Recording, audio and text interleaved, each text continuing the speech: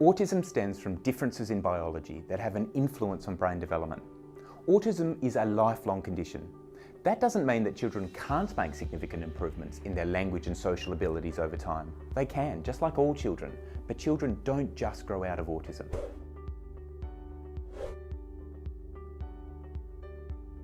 Autism can affect a person's ability to understand subtle emotional cues, such as tone of language or body language. But when emotions are communicated more directly, there's a wealth of evidence showing that children and adults on the spectrum are even more likely to feel empathy for others.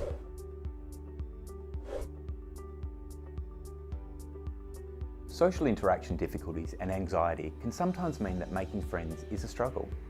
But this should never be confused with a lack of desire to have friendships.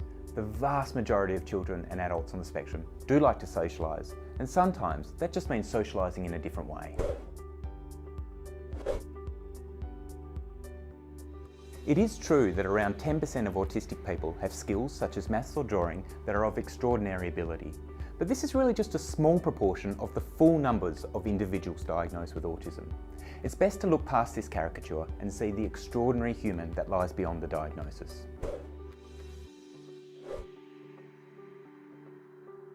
"100% categorically no. There have been literally thousands of studies in this area, and all of them have found no association between vaccinations and autism."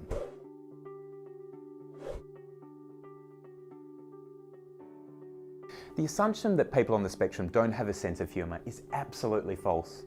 Probably the funniest conversations I've ever had have been with autistic kids and adults, and they absolutely run rings around me in telling jokes.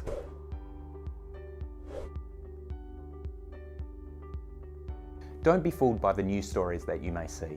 There is no evidence that individuals on the spectrum are more violent than the rest of the population. None.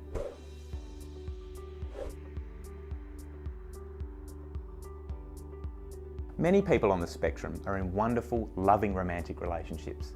Just like the rest of the community, not every person on the spectrum chooses to be in a romantic relationship, but that is not the same as not being capable of doing so.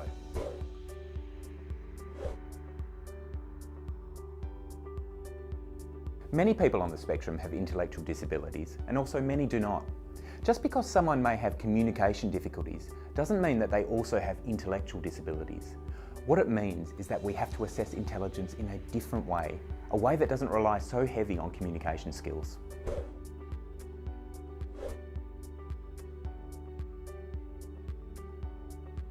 Not every child will be great at maths, not every child will repeat back words, not every child will have difficulty speaking, and not every child will have hand mannerisms. Every child and adult on the autism spectrum is different, full of their own unique talents, personalities, and yes, challenges. The label autism doesn't mean one thing. What it is a gateway to understanding a whole new way of thinking about the world, and those children and adults are to be cherished for that fact.